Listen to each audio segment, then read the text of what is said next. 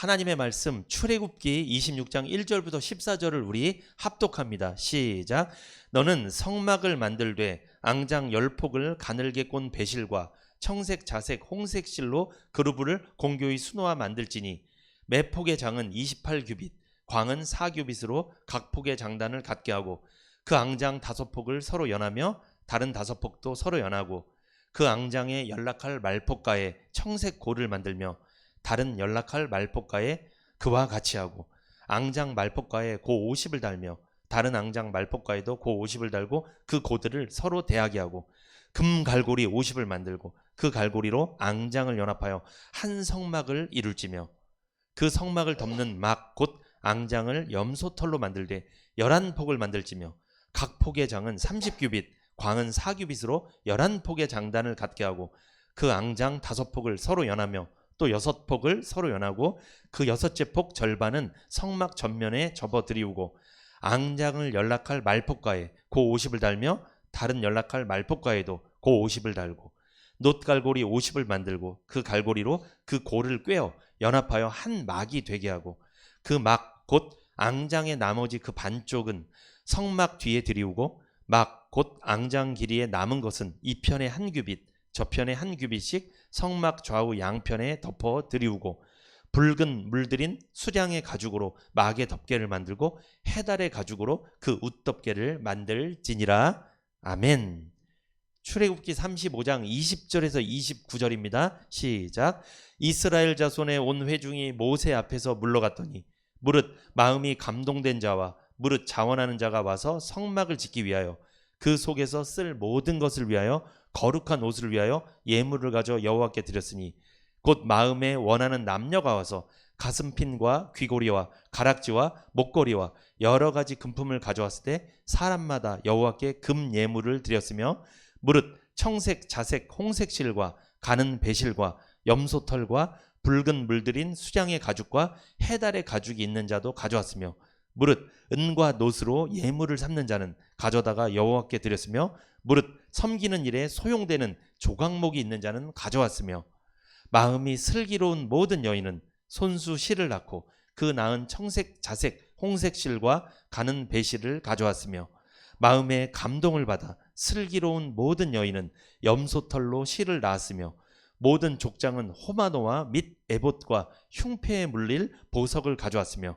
등불과 관유와 분향할 향에 소용되는 기름과 향품을 가져왔으니 마음에 원하는 이스라엘 자손의 남녀마다 여호와께서 모세의 손을 빙자하여 명하신 모든 것을 만들기 위하여 물품을 가져다가 여호와께 즐거이 드림이 이러하였더라. 아멘.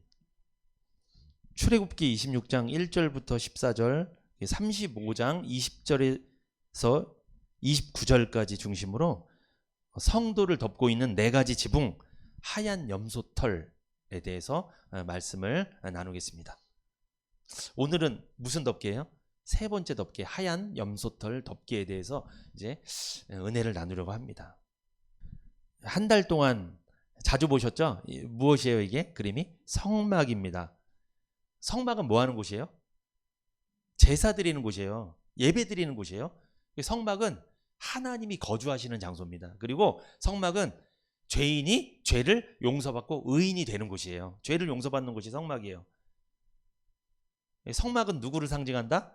예수님을 상징하고 교회를 상징하고 구원받은 성도를 상징하고 구원을 어떻게 받는지 원리와 방법을 알려줍니다. 이렇게 계속 말씀을 들었어요. 이게 성막입니다.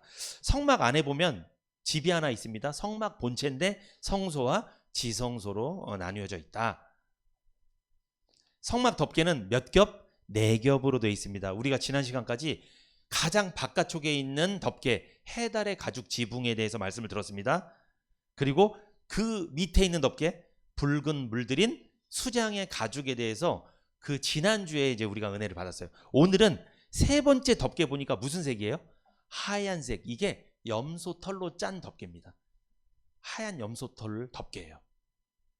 지난 시간까지 우리가 이 성막 본체 가장 바깥쪽 지붕인 해달의 가죽 덮개 그 영적 의미와 이 붉은 물들인 수장 가죽 덮개의 영적 의미를 살펴봤습니다. 우리 큰 은혜를 받았습니다.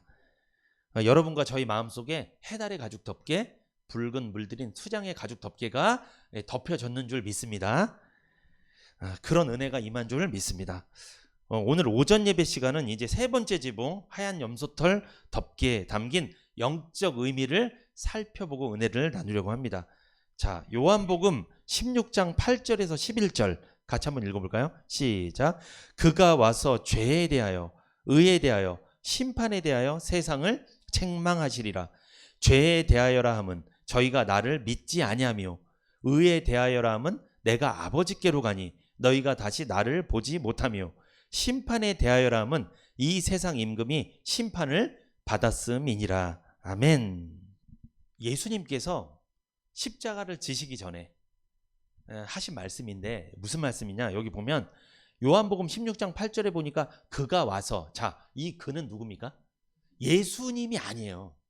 이 말씀 누가 하신 거예요? 예수님이 하신 말씀이니까 만약에 예수님이었다면 어떻게 얘기했겠어요? 내가 와서 이랬겠죠. 1인칭으로 썼겠죠. 지금 몇 인칭이에요? 3인칭입니다. 그러니까 예수님이 말씀을 하셨다는 건 나 말고 다른 누가 너희한테 또 올 거라는 거예요. 그게 누굽니까? 성령님이에요. 내가 십자가를 지고 죽고 3일 만에 부활해서 하늘나라로 올라갈 건데 그럼 너희 곁에 내가 없는 거 아니냐. 그런데 힘들어하지 마라. 두려워하지 마라. 내가 나와 똑같은 성령님을 너희에게 보내주겠다. 그가 너희와 함께 할 거다. 이렇게 말씀하시는 거예요. 지금 그가 와서 성령님이 오시면 어떤 일이 일어난대요? 죄에 대하여 의에 대하여 심판에 대하여 세상을 책망할 것이다. 이 세상에 살고 있는 모든 사람은 죄인입니다. 그런데 이 죄인들에게 성령이 오시면 죄에 대하여 의에 대하여 심판에 대하여 세상을 책망한다고 이게 말씀하셨죠. 여기서 이 책망한다는 말은요, 여러분, 혼낸다는 뜻이 아니에요. 막 지적하고 따지고 혼내고 그 뜻이 아니고, 이 책망한다는 것은 잘못된 개념을 바로 잡아준다는 뜻이에요. 세상에 사는 모든 죄인들은요, 죄에 대한 개념, 의에 대한 개념, 심판에 대한 개념이 잘못되어 있기 때문에 성령님이 오시면 그 개념들을 바로 잡아주신다는 뜻입니다. 성령은 진리의 영입니다. 진리를 깨닫게 하시는 영이에요. 그래서 복음을 깨닫게 하고 말씀을 깨닫게 하고 믿어지게 하는 영이 누구다? 성령님이다. 그래서 구원받은 사람과 구원 못 받은 사람의 특징이 뭐냐면 교회를 다니냐 안 다니냐 이게 아니고요. 교회를 다녀도 구원을 못 받았을 수도 있어요. 구원받았냐 못 받았냐는 뭐가 차이가 있냐면, 구원받은 사람은 성령을 받은 사람, 성령이 임한 사람, 그 사람은 죄와 의와 심판에 대한 개념이 바로 잡혀있는 사람이에요. 근데 구원을 못 받은 죄인은 죄와 의와 심판에 대해서 개념이 잘못되어 있어요. 잘못되어 있다고요. 성령이 역사하지 않은 사람은, 이 사람은 구원을 아직 못 받은 사람이에요. 성령은 진리의 영입니다. 성령이 오시면 진리가 뭔지 깨닫게 하는 거예요. 이 복음이 뭔지 말씀이 뭔지 딱 깨달아요. 그래서 구원받은 사람은요, 이해가 돼요. 말씀이 예수님이 나를 위해서 십자가에서 피 흘리고 내 죄를 씻어주셔서 이게 이해가 되고 믿어지는 거예요. 누가 하시는 거예요? 이게 성령님이 하시는 거예요. 그게 남일 같지 않아요. 나한테 해주신 일이라고 믿어진단 말이에요. 근데 성령이 역사하지 않으면 남일처럼 들려요. 내 얘기라고 안 들린단 말이에요. 그게 그 사람은 성령을 못 받았기 때문에 개념이 잘못되어 있는 거예요. 그래서 이런 거예요. 예수님이 당신을 위해서 십자가에서 피를 다 흘리시고 당신의 죄를 깨끗이 씻어주셨습니다. 성령이 역사한 사람은 믿습니다. 저 그거 믿어져요. 전 그러면 오늘부터 죄인이 아니네요. 저는 그 예수님 믿으면 의인이네요. 당신 의인 맞아요. 너무 감사합니다. 성령이 역사하면 그게 나한테 하는 말로 들리고 믿어져요 이게. 근데 성령이 역사하지 않으면 뭐라고 하냐면, 예수님 당신을 위해서 피를 다 흘리시고 죄를 다 씻어주셨습니다. 성령이 역사하지 않으면 어떻게 될까요? 그런 말 하지 마세요. 그런 말 하면 못 써. 죄는 예수님이 씻는 게 아니라 내가 해결해야 돼. 내가. 그래서 나는 열심히 빌 거야. 신에게 열심히 빌 거야. 죄 용서해달라고. 나는 이거 성령이 역사하지 않으면 그렇게 하는 거예요. 계속. 여러분 어느 쪽이세요? 이게 다 구별이 되는 거예요. 딱 구별돼요. 잘못된 개념을 바로 잡아주는 것이 책망하는 거라고 말씀드렸습니다. 그러면 구원받은 사람은 책망 받은 거예요, 안 받은 거예요? 받은 거예요. 성령이 오셔서 책망을 딱 하니까 개념 잡아주니까 바로 잡혔어. 이 사람은 구원받은 거고 천국에 들어가는 거고, 책망을 했는데 개념을 바로 잡아주려고 말씀을 전했는데 안 받아들여, 끝까지 거부해. 이 사람은 책망을 받아들이지 않았기 때문에 이 사람은 성령 회방죄. 여러분, 이게 성령 회방죄예요. 교회 와서 예배 못 드리게 막 막고 막 깽판을 놓고, 이게 성령 회방죄가 아니고, 예수님에 대해서, 복음에 대해서 구원받을 수 있는 말씀을 쫙 전했는데 그런 말 하지 말라고, 나 그런 말 나한테 하지 말라고. 이게 무슨 죄? 성령 회방죄. 이것은 이 세상에서도 용서 못 받고 앞으로 올 세상에서 예수님 오셔도 용서 못 받아요. 절대 용서 안 해줘. 이거는 복음을 전했는데 그걸 거부해. 이 사람은 구원받을 방법이 없는 거예요. 없어요. 그 방법밖에 없는데 그걸 거부한 거예요. 끝난 거예요, 이 사람은. 이게 성령 회방죄예요, 여러분. 어떤 사람이 막 꿈을 꿨어요. 꿈을 꿨어. 신기한 꿈을 꿨어. 그래서 다음날 교회 집사님한테 가서, 집사님 나 이런 꿈을 꿨어. 나 대단하다, 이런 꿈을 꿨어. 그러니까 그분이, 그게 제대로 된 믿음은 아니에요. 사실은 그 꿈을 꾸고 막, 이게 여러분, 꿈은 신장이 좀 안 좋으면 꿈을 꿉니다. 몸이 좀 안 좋으면 꿈을 꾸는 거예요. 그 꿈이 현실적으로 이루어지는 게 아니에요. 그냥 꾼 거예요, 꿈을. 근데 그걸 자꾸만 말씀처럼 생각하고 그거 막 이루어질 것처럼 막 얘기하는 거예요. 그러니까 그 집사님이, 그 얘기를 듣던 집사님이, 집사님 그거 신비주의야. 그렇게 하면 안 돼. 그거 그냥 꿈이야. 그거 신경 쓰지 말고 말씀을 신경 써, 말씀을. 그게 중요한 게 아니야. 얘기해서 이 사람이 막 시험 들었어. 막 이 사람이 너무 시험 들어갖고, 이 사람은 진짜 꿈을 실감나게 꿨는데 시험 들어서 막 교회를 안 나와. 이제 이 사람이 시험 들어서. 그랬더니 그 사람이, 나 큰일 났어. 목사님한테 가서 그랬대요. 목사님 저 큰일 났어요. 저 성령 회방죄를 졌어요. 그랬대요. 여러분, 이건 성령 회방죄 아니에요? 아니에요. 이거는, 이게 성령 회방죄가 아니야. 물론 누군가를 시험 들게 한 거는 잘못된 거 맞아요. 그거는. 그게 성령 회방죄가 아니에요. 성령 회방죄가 뭐라고요? 구원 받을 수 있도록 방법을 알려줬는데, 말씀을 전했는데 그거를 거부하는 거예요. 안 받아들이는 거예요. 이게 죄 중에 제일 악한 죄예요. 이것 때문에 지옥 가는 거예요. 이것 때문에. 그러니까 교회에서 누구 좀 시험 들게 하고 힘들게 했다고 막 성령 회방죄 짓지 말라고 이 말을 하지 마세요, 여러분. 그게 아니에요. 그건 그냥 죄예요, 죄. 성령 회방죄가 아니고. 그거는 용서해 주면 되는 거예요. 성령 회방죄는 용서받을 수 없습니다. 용서해 주지도 않고 용서받지도 못해요. 복음을 전했을 때 받아들여야 돼요. 막 거부하면 큰일 나는 거예요. 이 죄인들한테, 세상 사람들한테 복음을 전했는데 그들이 구원을 못 받아요. 여러분 많이 경험하셨죠?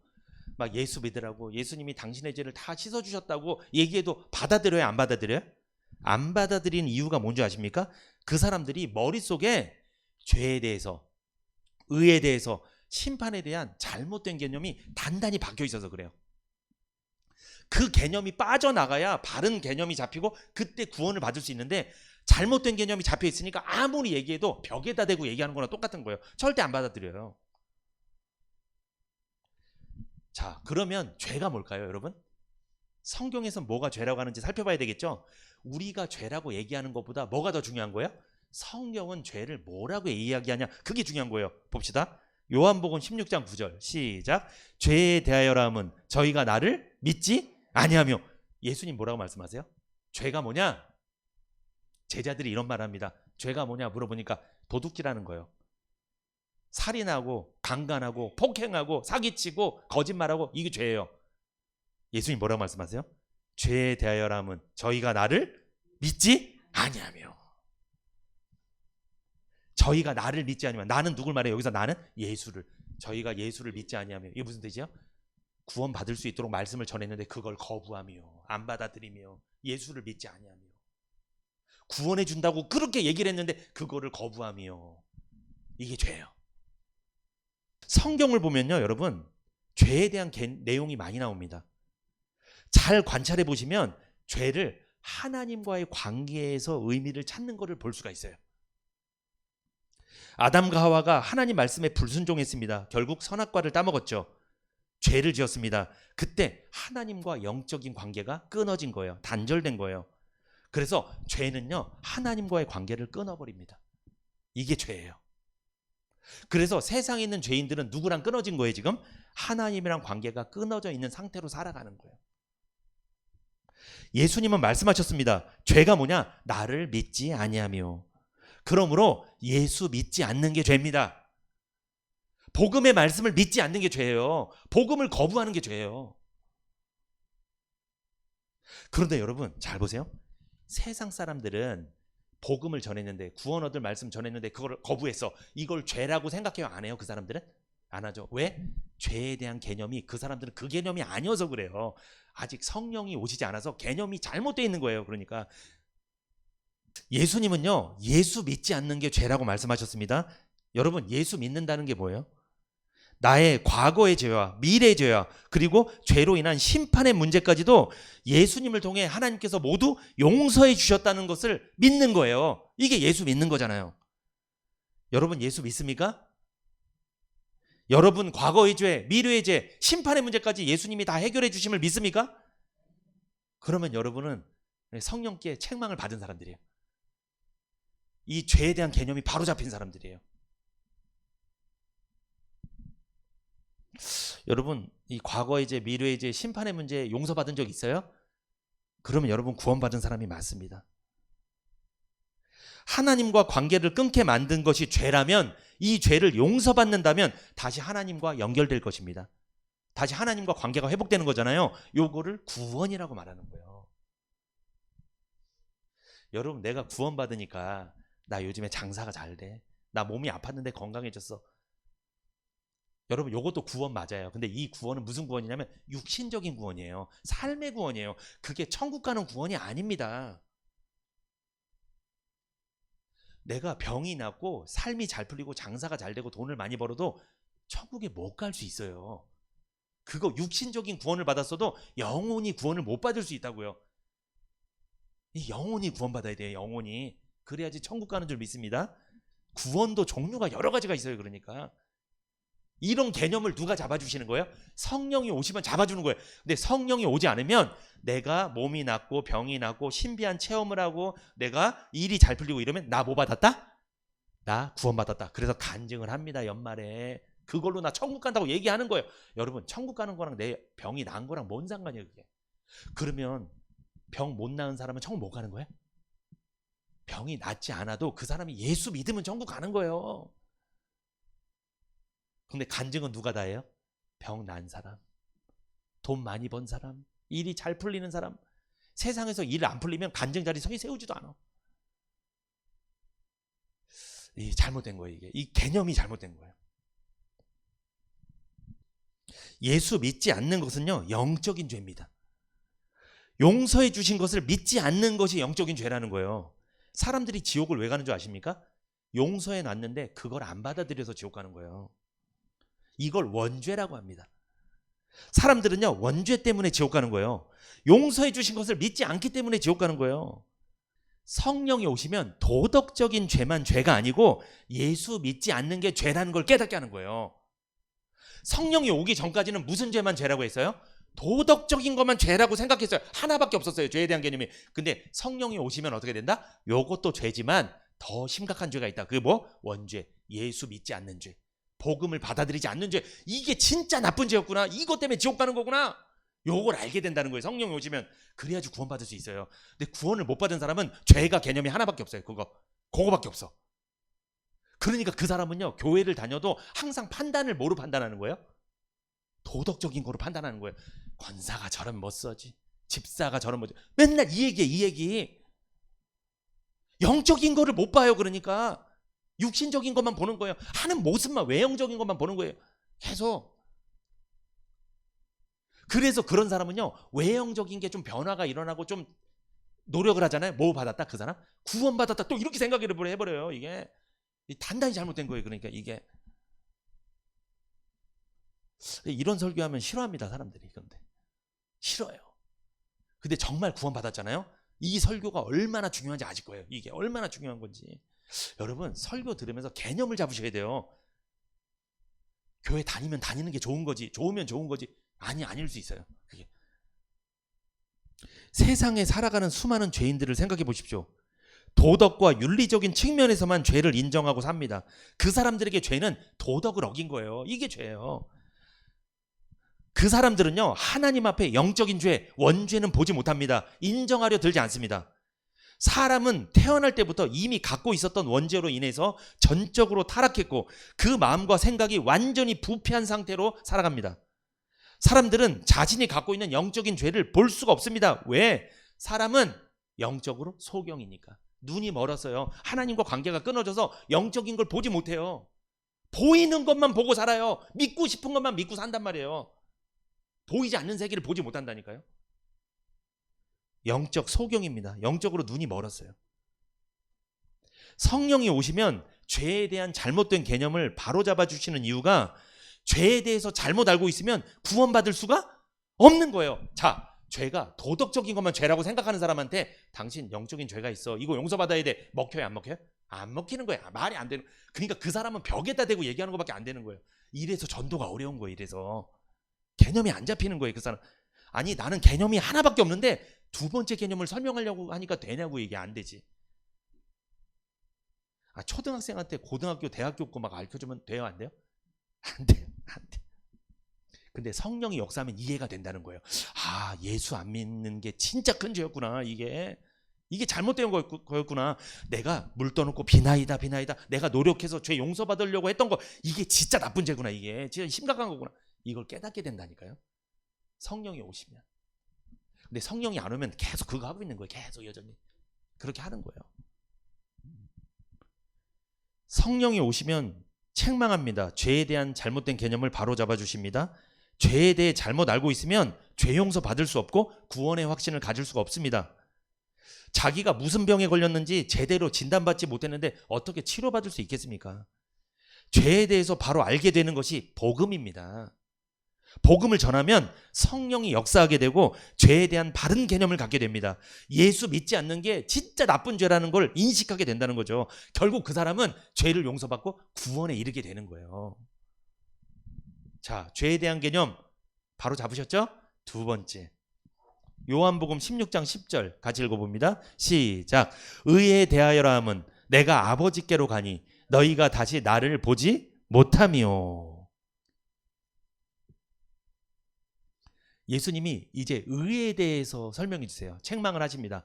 의에 대하여라 함은 내가 아버지께로 가니 너희가 다시 나를 보지 못합니다. 무슨 뜻이에요? 예수님이 십자가에서 죄를 해결해 주기 위해서 피 흘리시고 죽으셨어요. 거기서 끝난 게 아니라 며칠 만에 3일 만에 무덤에서 살아나셔서 부활하셔서 하늘나라로 올라가셨어요. 그래서 하나님 아버지 곁으로 올라가신 거예요. 그게 뭐라고요? 그게 의다. 그게 의라고 말씀하시는 거예요. 예수님이 하나님께로 다시 돌아간 게 의다. 이게 도대체 무슨 뜻이에요, 이게? 여러분, 의라는 말, 이게 한자로 옳을 의예요. 옳을 의. 의라는 거, 여러분, 세상 사람들은 의를 뭐라고 생각해요? 의, 정의. 의 뭐예요? 옳은 거예요. 그래서 세상에서는 의인이 누가 의인이에요? 세상에는 의인? 옳은 사람, 잘못된 것을 바로잡는 사람, 의인. 이 시대의 의인이 누군가? 어떤 사람이에요? 잘못된 게 있으면 바로잡고, 그것이 설사 부모일지라도 잘못된 게 있으면 지적하고 바로잡고 처벌을 내리고, 이게 의잖아요. 이게 의예요, 여러분. 내가 아무리 친한 사람이라도 잘못한 거 있으면 그 사람 벌을 받아야 돼. 이게 의입니다. 세상에서 의란 개념이 바로 그거예요. 그런데 여러분, 성경에서는 그 개념일까요? 아닐까요? 아니에요. 그건 세상에서 의고, 세상에서 의인은 올바른 사람이 의인이에요. 근데 성경에서는 올바른 사람을 의인이라고 하지 않아요. 올바른 사람은 그냥 올바른 사람이에요. 성경에서 의인은 누가 의인이냐면 예수님이 하나님 아버지께로 올라간 것을 믿는 사람, 이 사람이 의인이에요. 이게 도대체 무슨 말인가, 이게. 개념이 완전히 다르네, 세상에서 개념이랑. 세상에서 말하는 의의 개념은요, 이런 거예요. 사람으로서 마땅히 지키고 행하여야 할 바른 도리나 도덕적 의리, 이걸 말하는 거예요. 이게 세상의 의입니다. 그러나 성경에서 말하는 의의 개념은 다릅니다. 죄와 마찬가지로, 자, 아까 죄, 성경에서 말하는 죄의 개념은 하나님과 관계에서 생각하라고 그랬죠. 의도 마찬가지예요. 하나님과 관계에서 생각해줘야 돼요. 이게 의입니다. 예수님은 내가 아버지께로 가서 너희가 다시 나를 보지 못하는 것, 즉 예수 그리스도께서 승천하시는 것이 의라고 말씀하셨습니다.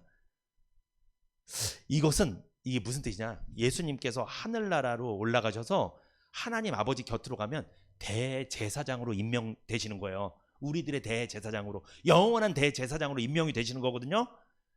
그때 우리에게 의인이라고 선언해 주는 거예요.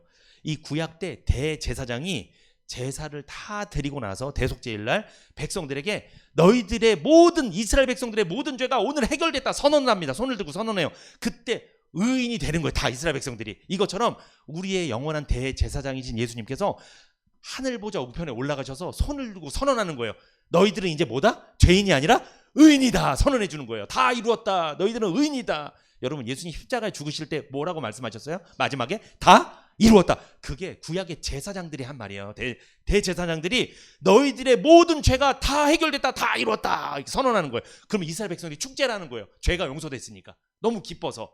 이것처럼 우리의 영원한 대제사장이신 예수님이 우리 눈엔 안 보이지만 하늘나라 승천하셔서 올라가셔서 우리를 향해서 뭐라고 하는 거예요? 다 이루었다. 너희들의 죄가 모두 다 해결됐다. 속죄됐다. 깨끗해졌다. 너희들이 이제 의인이다. 이것을 믿는 사람이 의인이에요. 이게 의예요. 이게 의. 바른 행동하고 도덕을 잘 지키고 이게 의가 아니고, 성경에서 말하는 의의 개념은. 그런데 여러분, 제가 이렇게 아무리 얘기해도 도덕이 의라고 생각하는 사람한테는 먹혀요, 안 먹혀요? 안 먹혀요. 그 사람 안 먹혀. 안 돼. 성령이 역사하지 않으면 절대 이해가 안 되는 거예요. 이게 이해가 안 돼요. 예수님이 하나님 곁에 가는 게 뭐 의야? 그게 이해가 안 돼요, 이거. 그래서 여러분, 죄인이 복음을 듣잖아요. 성령이 역사합니다. 그러면 칭의를 경험해요. 칭의는 뭐다? 의롭다 인정받는 거예요. 너 의인이다 딱 인정받는 거예요. 그것을 경험합니다. 이것이 구원입니다. 구원받은 사람은 자기가 의인인 줄 알아요. 그래서 이게 구원이에요. 여러분, 이 의 있죠? 요게 자 한자로 보면요, 요게 오를 의예요. 근데 이 오를 의를 분석을 해보니까 양 있죠? 양과 나, 양자랑 나자가 쓰인 거예요. 요게 합쳐지면 의가 나오는 거예요. 여러분, 양은 뭐예요? 양이잖아요. 양. 우리 동물 양. 그리고 나는 나, 우리, 그리고 내 고집, 고집 부리는 거. 하나님 앞에 막 고집 부리는 거. 자, 외고집이라는 나라는 존재 위에 어린 양 예수 그리스도께서, 어린 양께서 나라는 존재 위에 올라가니까 그때 비로소 하나님 앞에 나는 무슨 존재? 의로운 존재가 되는 거예요. 믿습니까? 신기하죠? 한자가 그렇게 돼 있어요. 여러분, 나자 위에, 의자를 보면 나자 위에 누가 있어요? 양이 있잖아요. 나 위에 뭐가 있는 거예요? 양. 내가 하나님 앞에 직접 못 가니까 어린 양이 대신 피 흘려서 죽었어요. 누구 말하는 거예요? 그 양은? 예수님. 나와 하나님 사이에 예수님이 계신 거예요. 피 흘려 죽으신 예수님. 그 예수님 때문에 내가 용서받는 거예요. 나를 의인이라고 하신 거예요, 하나님이. 이게 의예요, 여러분. 중국 한자가 신기하게 이게 성경적이라니까요. 보세요. 이게 어떻게 이룰 수가 있어요? 나라는 고집 위에, 내 외고집, 내 견해, 내 생각, 평생 내 뜻대로만 살았던 나, 죄인이었던 나, 죄라는 개념, 의라는 개념을 하나밖에 모르고 살았던 그런 나름 똑똑하다고 생각했던 나 위에 뭐가 있다? 양이 있는 거야. 양. 내 위에 예수님이 얹어지니까 그때 하나님이 너를 뭐라고 한다? 의인이라고 하는 거야. 의예요, 이게. 오를 의자. 어떻게 한자가 이렇게 돼 있냐고, 이게. 그러면 여러분, 나자 위에 양자가 없으면 그게 의가 되는 거야, 안 되는 거예요?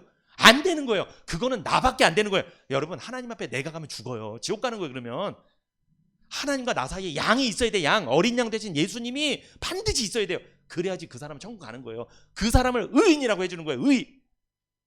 그래서 의인이 되려면 예수님이 반드시 필요해요. 예수님이 하늘나라로 올라가신 걸 믿어야 될 줄 믿습니다. 그게 의인이에요. 그게 어떻게 한자가 이렇게 돼 있을까? 이게 와, 이거 신기하네요. 제가 이런 한자가 많아요. 한자를 보면 성경의 내용이 담겨 있어요. 신기합니다. 여러분, 모든 언어는 다 하나에서 나온 거예요. 하나님께로부터 나온 거예요. 하나님이 여기다 사인을 주신 거예요. 예수 믿으라고. 예수 믿는 게 의인이라고. 너라는 존재, 나자 위에 양이 있어야 된다. 너 양 없으면 죽는다. 어린 양 대신 예수 없으면 너 나한테 못 와. 너 의인이 될 수 없어. 이걸 말해주는 거예요. 그러니까 예수님이 십자가에서 피 흘려 죽으시고 부활하셔서 하늘나라로 올라가셨을 때 대제사장이신 예수님께서 너 의인이다 선언 준다. 그때 죄인들이 의인이라고 칭함을 받게 된다는 거죠. 이 의죠, 여러분. 이 의는요, 성경적으로 또 무슨 뜻이 있냐면 원어적으로, 히브리어 원어적으로 이게 이런 뜻이 있어요. 하나님께서 은총을 베풀어 주셨을 때 그 죄인이 그것을 믿습니다. 믿을 때 하나님께 받아들여 줄 수 있는 상태가 되었다. 요게 의입니다. 다시, 죄인이 복음을 듣고 그 복음을 듣고 죄를 용서받았어요. 그럼 이제 하나님한테 받아들여 줄 수 있게 된 거죠. 죄인일 때는 못 받아들여지는데 예수님을 통해 죄를 용서받으니까, 복음을 듣고 믿어서 죄를 용서받으니까 하나님께 받아들여 줄 수 있는 상태가 되었다. 요게 의입니다. 요게. 그러니까 하나님과 깨어졌던 관계가 원만한 관계, 화목한 관계, 올바른 관계가 되었다. 요게 의입니다. 이게 의라는 개념이에요. 이게. 그래서 의인은요, 성경에서 말하는 의인은 올바른 일만 하고 사는 사람이 의인이 아니에요. 여러분, 여쭤봅니다. 올바른 일만 하고 살았어. 세상에서는 의인이라고 해서 막 나라에서 표창도 받고 막 의인이라고, 막 이 시대의 의인이라고 칭찬도 받았어. 그랬는데 그 사람이 하나님이랑 관계가 끊어졌어. 예수 안 믿어. 그 사람 의인이에요, 아니에요? 아닙니다. 진짜 나쁜 죄인이에요. 하나님 보시기에는 죄인이에요. 사람들 보기에는 의인이지만 그 사람 천국 못 갑니다. 그래서 안 되는 거예요. 근데 어떤 사람이 사람들한테 평판은 좀 안 좋아. 삭개오처럼. 자, 정말 이상한 행동을 많이 해서 사람들한테 평판 안 좋아. 근데 그 사람이 예수를 믿네. 뭐예요, 그 사람은? 사람들 보기에는 죄인이라고 비아냥거리겠지만 하나님 보시기엔 의인이에요. 그 사람이 천국 가는 거예요. 그 사람 머리 위에 양이 딱 얹어진 거예요. 예수님 믿는 의가 딱 된 거예요, 그 사람은. 이걸 세상 사람들이 이해를 못 합니다. 어찌 그런 게 있냐고. 이렇게 어떻게 그런 하나님이면 난 안 믿는다고. 믿으셔야 돼요. 그게 우리 하나님이에요. 우리가 얼마나 올바로 살았냐가 중요한 게 아니고 예수 믿었냐 안 믿었냐 이걸 본다니까요. 물론 예수 믿고 나면 올바로 살게 될 줄 믿습니다. 예수 믿고 나서 엉망으로 산다는 건 아니에요. 그러지 않아요. 참 신기한 말씀입니다, 여러분.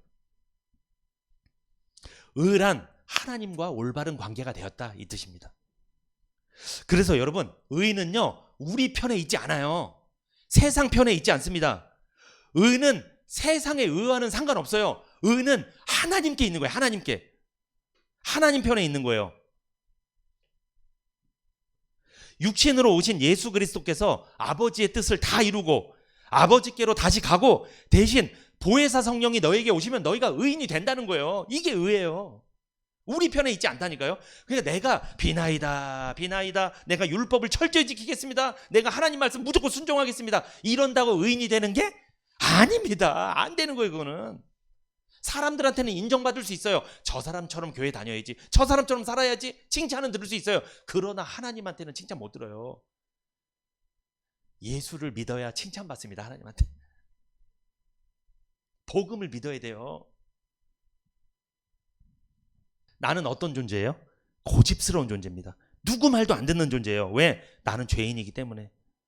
그런데 그런 고집스러운 내 머리 위에 어린 양 되신 예수님이 얹어질 때, 그때 하나님께 비로소 받아들여질 수 있는 상태가 된다는 거예요. 그게 의라고요. 그게 의인이 된다는 거예요. 하나님 앞에 의로운 존재가 된다는 거죠. 이 그림 무슨 그림이에요? 이 그림? 이 옆에 눈이 좀 어두운 분이 있어요. 눈이 잘 안 보이는 분. 이분이 이삭입니다. 아브라함의 100세 때 낳은 아들 있죠? 약속의 아들 이삭. 그리고 옆에서 축복받고 있는 이 젊은 남자 누굴까요? 야곱입니다. 이삭의 아들. 그런데 야곱 손목을 이렇게 만져봅니다. 거기에 뭐가 있어요? 염소털로 이렇게 염소털로 덮개를 이렇게 손목에다 차고 갔어요. 이렇게 딱. 그리고 목에도 보니까 염소털로 뭐 덮고 있죠. 이렇게. 이게 무슨 뜻이에요? 이삭의 아내 리브가가 아들을 낳았는데 쌍둥이를 낳습니다. 에서와 야곱을 낳는데 첫째가 에서입니다. 그래서 에서가 첫째의 복, 장자의 복을 받게 돼 있었어요. 아버지 이삭은 에서한테 복을 주려고 그랬어요. 물려주려고 했어요. 장자의 복을. 그런데 엄마가 이걸 알고 있었습니다. 리브가가 자기가 쌍둥이를 낳기 전에 뱃속에 있을 때 하나님이 누구는 사랑하고 누구는 미워했다? 야곱은 사랑하고 에서는 미워했다. 하나님이 야곱은 택했고 에서는 버렸다. 말씀하셨어요. 그래서 엄마 입장에서 둘째 아들이 첫째가 돼야 되잖아요. 이게 말도 안 되는 거예요. 근데 그렇게 하려면 어떻게 되냐? 첫째가 나갔을 때, 밖에 나갔을 때 둘째를 첫째로 꾸며서, 첫째 에서가 털이 많았어요, 몸에. 근데 야곱은 미끄러워. 이렇게 여자애처럼 생겼어. 근데 첫째는 진짜 남성스러워. 막 털이 막 나고. 그래서 안 되겠다. 염소털을 가져다가 너 목에 둘러. 그리고 너 팔에다 써. 아버지 눈이 어두우니까 너를 애선 줄 알 거야. 가서 네가 축복을 받아. 아버지 축복, 형한테 돌아갈 축복을 네가 대신 받아. 가로채라고 한 거예요. 그래서 네 알겠습니다. 아버지가 좋아하는 음식을 엄마가 만들어주니까 음식을 딱 막 가지고 들어가서 축복을 받았죠. 이삭이 좋아하는 음식 딱 냄새가 나니까 너무 기분이 좋습니다. 여러분 누구 만날 때 음식 사주세요. 기분이 아주 좋아집니다. 기분이 아주 좋아요. 좋은 상태에서 아버지가 야곱아 이리 와야라 그랬어요? 에서야 이리 와라 그랬어요? 에서야 이리 와라. 딱 보니까 야곱이 네 아버지 그랬어요. 그래서 딱 갔어. 손목을 딱 만져봅니다. 이렇게. 왜 그러냐면 목소리를 들어보니까 누군데? 야곱인데 몸을 만져보니까 누구예요? 에서인 거예요. 이상하다 좀 생각했어요. 목소리는 둘째 아들인데 몸을 만져보니까 첫째 아들 맞네. 그래서 에이 축복하자. 축복을 해버렸어요. 그런데 지금 야곱이 입고 있는 옷도 누구 옷이에요? 형 에서가 입던 옷 중에 가장 좋은 옷을 입힌 거예요. 왜? 아버지가 눈이 먼 건 아니에요. 약간 보이긴 해요. 흐린 거지. 그래서 형의 옷을 입고 있으면 형인 줄 아니까 아예 완벽하게 포장을 한 거예요. 꾸민 거예요. 이렇게. 어머니 말 듣고 야곱이 이제 꾸며서 들어갔는데 형으로.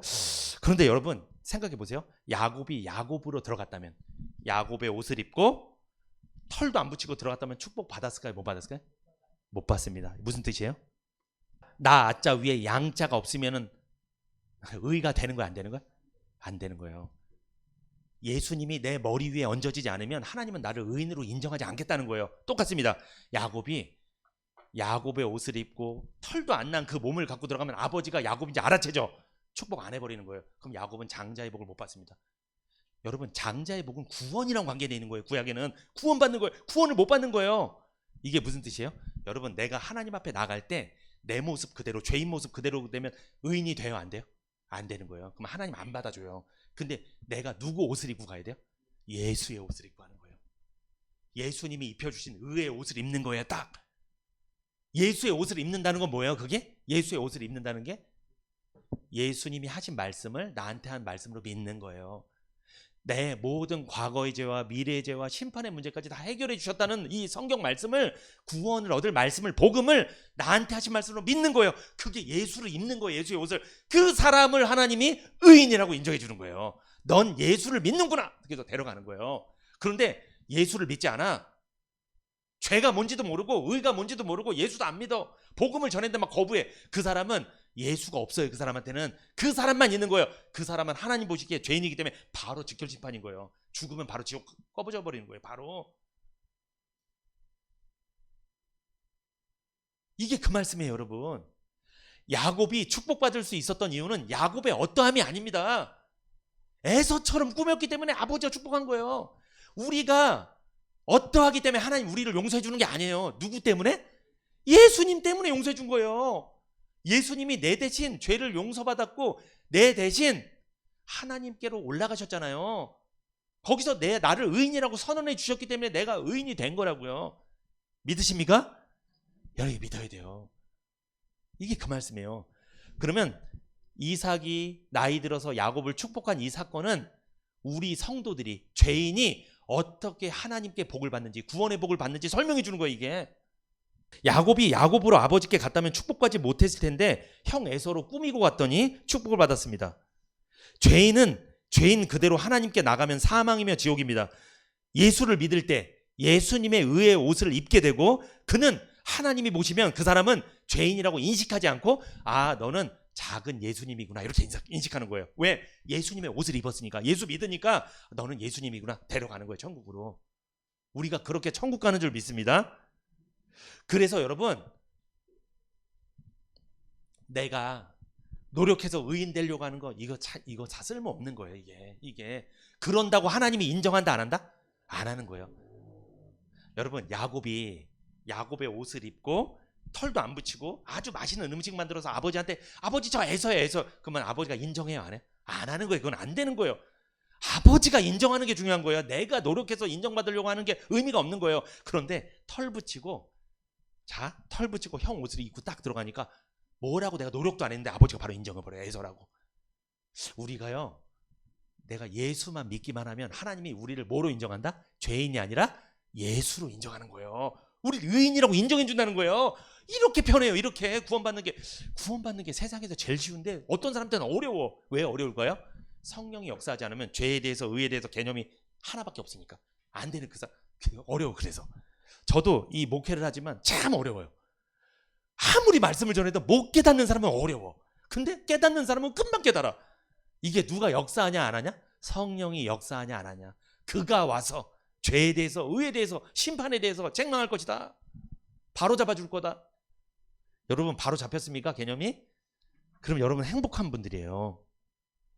하나님은요, 우리가 예수를 믿을 때, 복음을 믿을 때 우리를 죄인으로 인식하지 않고 누구? 작은 예수님으로 인정해서 너는 나에게 받아들여 줄 수 있는 상태가 되었구나. 그래서 데려간다는 거예요. 요게 의인이라고 말씀드렸어요. 유대인들 있죠, 여러분. 유대인들은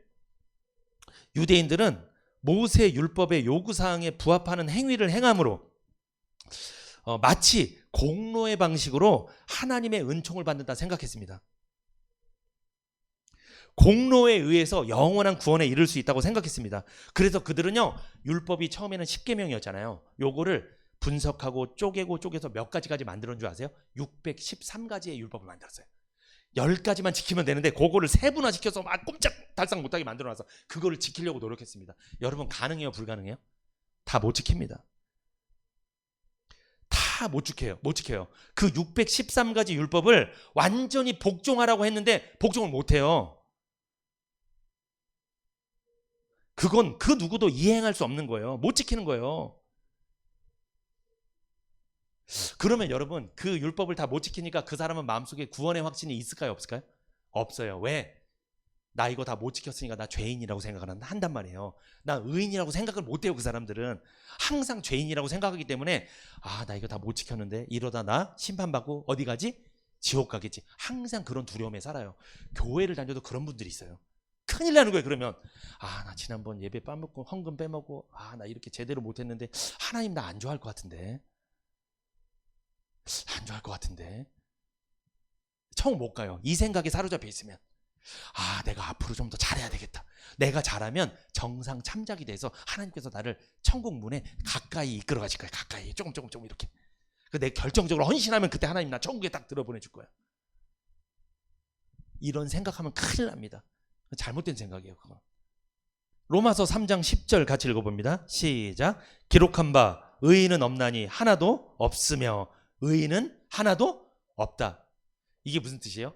그 613가지 율법을 다 지킬 수 있는 사람은 없다. 다 못 지킨다. 반드시 죄를 짓게 된다. 의인 없다. 태어날 때부터 이미 죄를 갖고 태어났다. 원죄를.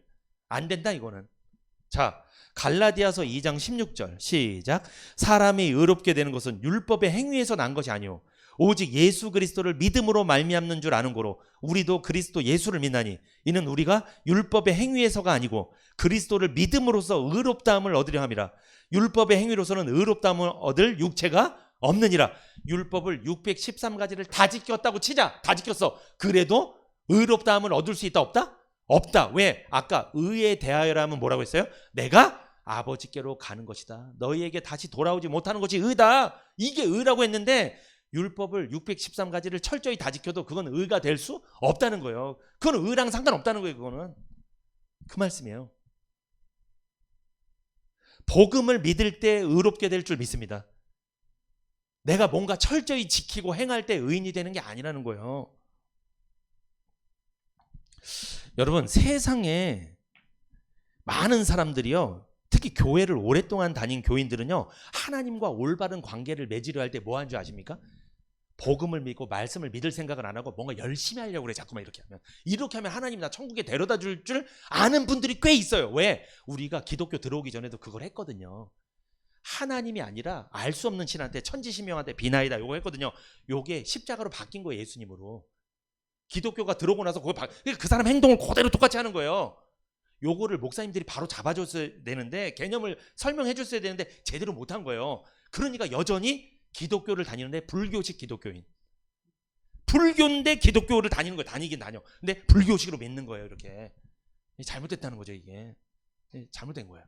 이거는 죄에 대한 개념이 잘못되어 있습니다. 의에 대한 개념이 잘못되어 있어요. 그런데 교회를 계속 다녔습니다. 오랫동안 다녔어요. 이런 사람들은요, 예배에 충실합니다. 헌신도 잘해요. 헌금도 잘합니다. 아주 신앙생활 똑부러지게 합니다. 그런데 이 사람이 문제가 뭐냐면 마음속에 진짜 영혼 구원이 안 돼 있기 때문에 그 사람은 항상 말씀을 보지 않고 자기 자신을 바라봐요. 자기를. 내가 요번에 좀 뭐가 부족했지. 항상 그렇게 생각해요. 변화되지 못한 자신의 모습을 계속 바라보기 때문에 이 사람은요, 구원의 확신을 가질 수 없습니다. 내가 율법을 못 지킨 것만 생각하는 거예요. 자꾸만 그렇게.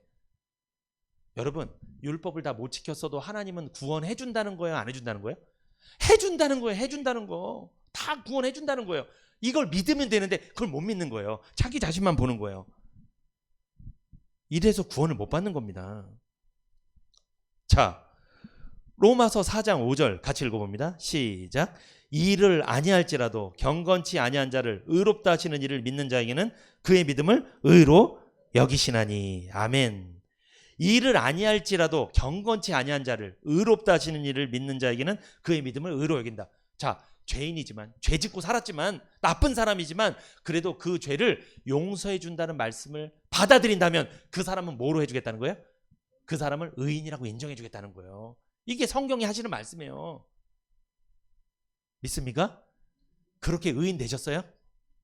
여러분, 교회는 두 종류 의인이 다녀요. 첫 번째, 복음을 믿어서 의인된 사람, 정상적인 사람, 요 사람이 다니고, 두 번째, 내가 노력해서 의인된 사람. 자, 복음을 믿어서 의인된 사람은 누구한테 의를 받은 거예요? 누구한테? 하나님에게 있는 의를 내가 받은 거예요. 그러니까 그 사람은 교만할까요? 겸손할까요? 겸손합니다. 그건 내게 아니었으니까 하나님께 있는 걸 받아서 의인된 거기 때문에 이 사람은 겸손하게 신앙생활합니다. 근데 내가 의인된 사람은 겸손할까요? 교만할까요? 교만해요. 그래서 자기가 상대적으로 딴 사람보다 더 의인이기 때문에 그 사람 지적합니다. 왜 지난주 예배 안 왔어? 헌금도 안 하대 요즘에. 교제도 안 하고 말씀 생활도 안 하고 기도도 안 하고 엉망이구만. 구원받은 거 맞아? 이렇게 가는 거예요. 자기가 의인된 사람이야. 자기가 의인된 사람은 자기가 판단하는 거예요. 자꾸만 이렇게. 근데 하나님께로부터 의인된 사람, 의를 선물 받은 사람은 겸손합니다. 나 같은 게 뭐라고? 자기의 연약함을 인정하고 오히려 다른 사람이 신앙생활 잘 못하면 도와주려고 하고 기도해주고. 이게 달라요. 여러분, 내가 구원받았는지 안 받았는지 내가 알 수 있어요. 사실은 내가 하는 행동이 내가 구원받았는지 안 받았는지 사실 들추고 있는 거예요. 드러내고 있는 거예요. 다 그게. 근데 우리 서로끼리는 서로 얘기 잘 안 합니다. 왠지 아세요? 뭐 맞을 일 있어요? 얘기했다가 나는 철석같이 구원받았다고 생각하는데 구원 아니라고 생각하면 뭐 큰일 날 일이 있어요. 그러면 얘기 서로 못하는 거죠. 예민한 문제니까. 여러분, 예수를 믿어서 의인된 사람은 겸손합니다. 근데 예수를 믿지도 않는데 자기가 노력해서 자기가 무슨 공로를 세워서 자기가 노력을 해서 의인된 사람은 교만합니다. 그 사람은 스스로 의인된 사람이기 때문에 하나님 필요 없는 사람이에요. 말씀이 필요 없는 사람이에요. 그래서 그 사람은 말씀 중심의 생활을 하지 않아요. 자기 생각대로 신앙생활을 하는 거예요. 그래서 교회에 문제를 일으키는 거예요. 자꾸. 사람은요, 오직 예수님의 보혈의 공로를 믿음으로만 의롭게 될 수 있습니다. 죄인이 노력하면 점차적으로 의롭게 되어가는 것이 아니에요. 예수 그리스도를 영접하는 순간, 즉 복음을 듣고 죄 용서를 받는 순간 의인이라고 하나님이 선언해 주시는 거예요. 복음을 듣고 내가 죄 용서를 받잖아요. 아, 나는 죄인이 아니라 의인이구나. 내가 인식한다는 거예요. 내가 알아요. 그래서 그 사람은요, 어떻게 되냐면 이제 내가 하나님의 말씀을 받는 것은 이거 말씀 순종 안 하면 지옥 갈 것 같으니까 무서워서 순종하는 게 아니라 나 의인 삼아 주신 거 감사해서 순종해야 된다. 이렇게 바뀌는 거예요. 여러분, 구원받지 못한 사람은요, 하나님 말씀을 왜 순종하는지 아세요? 벌 받을까 봐. 안 하면 우리 자식 날려버릴까 봐. 그게 욥이었잖아요. 구약의 욥이었잖아요. 무서워서 순종하는 거예요. 이거 안 하면, 나 이번에 교회 안 나오면 나 뭔가 일이 안 풀릴 것 같으니까 막 나온 거예요. 뭐 이게 부적이랑 다를 게 뭐 있어? 부적이지 이러면. 잘못된 거예요. 이건 신앙생활. 잘못된 겁니다. 이거는. 예배를 왜 드리세요? 감사해서 드리는 거예요. 이게 맞아요. 예배 왜 드리세요? 날릴까 봐요. 무서워서요. 잘못된 거예요. 이게. 근데 둘 다 열심히 해요. 똑같이. 교회에서 모습은 비슷해. 근데 왜 하는지 그게 동기가 다르다는 거예요. 동기가. 이 큰 차이가 있어요. 한 사람은 천국이고요. 한 사람은 지옥이에요. 무서워서 마지못해서 한 사람 지옥 갑니다. 그리고 그 사람은 이미 속이 지옥이에요. 마음이. 왜? 무서우니까. 긴장해. 항상 긴장. 근데 긴장하지 않아요. 감사해서 하는 사람은 긴장하지 않아요. 다음 주에 내가 설사 뭐 일이 있어서 못 나왔어. 그래도 긴장하진 않아요. 아들이기 때문에. 종은 긴장합니다. 종은. 사장님 말 안 들으면 잘릴까 봐. 내 아들은요. 아버지 말 안 들어도 안 잘려. 그거 알아. 아들은. 근데 이거 기억하셔야 돼요. 매는 맞을 수 있어요. 혼날 수는 있어요. 혼날 수는. 근데 종은 안 혼내요. 종은 안 혼내고 잘라버려요. 그냥. 이게 무서운 거예요. 이게. 여러분 아들로 신앙생활 하시기 바랍니다. 의에 대해서 오늘 개념을 잘 들으셨죠? 이 하얀 염소털 덮개는 누구를 상징할까요? 의로우신 예수님. 죄가 없으신 예수님, 의로우신 예수님을 상징하는 게 이 하얀 염소털 덮개입니다. 여러분 예수님의 의가 여러분과 저희 것인 줄 믿습니다. 여러분 기독교와 불교가 다른 점이 뭔지 아세요? 기독교와 불교가 다른 점 하나 있어요. 둘 다 열심히 합니다. 똑같이 막 빌어요. 기도도 하고. 여러분 불교도 방언해요. 기독교도 방언도 하고 불교도 방언도 하고 다 합니다. 그런데 가장 큰 차이점이 있어요. 이 불교와 다른 종교는요 다 수행을 하고 도를 닦아서 의로워지려고 합니다. 그러나 기독교는 너 스스로 의롭게 될 수 없으므로 나의 의로움을 내게 주마. 내 의로 거룩하게 되라. 이게 기독교입니다. 예수님이요 내 대신 의롭게 사신 줄 믿습니다. 예수님이 의롭게 사신 것을 내 것으로 받아들이는 것이 내가 의인되는 방법이에요. 나는 비록 죄인이지만 내가 거룩하게 될 수 있는 건 나 대신에, 내 대신에 누가? 예수님이 의롭게 사셨다는 걸 믿는 거예요. 이게 내가 의롭게 되는 방법이에요. 그래서 예수님을 믿는 여러분과 저는 죄인이 아니라 의인인 줄 믿습니다. 우리가 구원받은 것은 육이 아니라 뭐가 받은 거예요? 영이 받은 거예요. 영이 의인이 된 거예요. 여러분 까마귀 무슨 색깔이에요? 까맣습니다. 근데 이 새까만 까마귀를 하얀 천으로 덮었다고 생각해 보십시오. 밖에서 보면 어때요? 하얗죠. 안에서 보면 뭐예요? 까맣습니다. 아주 까매요. 밖에서 보면 하얗게 보이지만 속은 아직 검습니다. 그런데 희다고 말해주죠. 밖에서는. 그게 우리가 의롭게 됐다는 거예요. 그렇게. 이걸 뭐라고 하냐? 칭의라고 하는 거예요. 의롭다 인정해줬다는 거예요. 여러분 하나님이 우리가 까마귀처럼 새까만 죄인이라는 거 알아요? 몰라요? 알아요. 근데 거기를 예수님의 의로 덮어줬다는 거예요. 이렇게. 우리가 예수를 믿을 때 하얀색 예수님의 의로 하얀색 염소털 덮개로 덮어버렸다는 거예요. 그래서 하나님 눈에는 하얀 게 보이는 거예요. 그래서 우리를 지옥 안 보내는 거예요. 우리를 죄인이라고 하지 않는 거예요. 여러분 그 나이 많은 이삭의 눈에는 누가 보이는 거예요? 속은 야곱인데 새까만 야곱인데 뭐로 보이는 거예요? 에서로 보이는 거예요. 그래서 축복한 거예요. 아까 말씀드렸잖아요. 우린 사실 까마귀입니다. 새까만 사람들이에요. 그런데 하나님이 하얀색 덮개로 덮어주신 거예요. 우리를 의인이라고 말해주신다는 거죠. 여러분 하얀 염소털 덮개가 성막 본체를 덮었죠. 이것은 예수님의 하얀 의로 우리의 검은 죄를 덮어주셨다는 것을 말씀하는 거예요.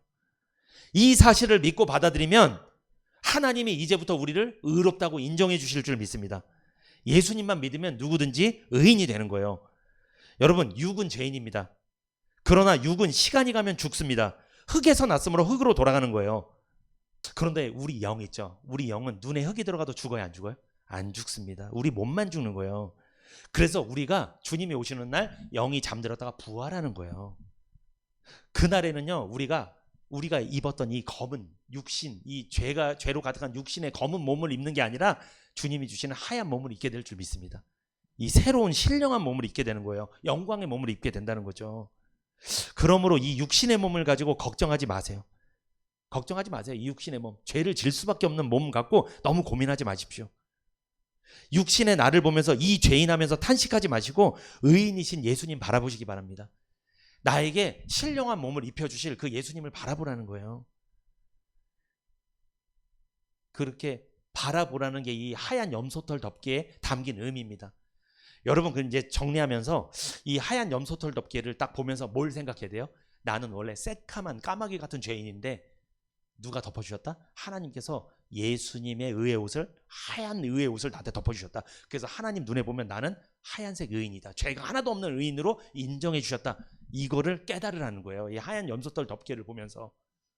나는 의롭지 못합니다. 난 의인이 된 적이 없어요. 난 죄인으로 태어나서 죄만 짓고 살았어요. 그런데 예수 믿는 순간 하나님이 의를 선물로 딱 준 거예요. 그때 나는 의인이 된 줄 믿습니다. 이것이 하얀 염소털 덮개의 의미예요. 의인 되셨어요? 예수 믿었다면 의인 된 거예요. 이제 누가 죄인이라고 말하면 뭐라고 얘기하셔야 돼요? 나 의인입니다. 나 천국 가는 사람이에요. 나 하나님 자녀예요. 비록 물론 내 속에는 죄가 있습니다. 난 더러운 사람이에요. 그러나 하나님은 나를 의인이라고 인정해 주셨습니다. 내가 예수님을 믿기 때문에. 나는 의인입니다. 아멘.